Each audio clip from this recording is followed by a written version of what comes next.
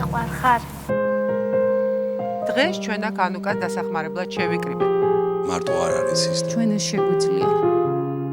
მან მითხრა, რომ ეს არის სამყაროს დასასრული. მალავდა იმას, რომ შეზღუდული შესაძლებლობების მქონე შვილი ყავს. ბავშვის დაბადების მოლოცვა თითქმის არ ხდება. ძალიან ცუდ მდგომარეობაში აგდებენ დედებს. სწორედ ეს არის პრობლემა. პირველი კითხვა იყო რატომ მე?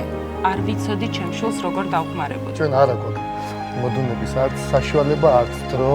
გაიხსნათ საშ. ბავშვი უკვე არის ბედნიერება და ეს ბავშვი უნდა გაიზარდოს სიყვარულში და ჩვენ მაგრები ვართ. ვერთობი ხოლმე მეც.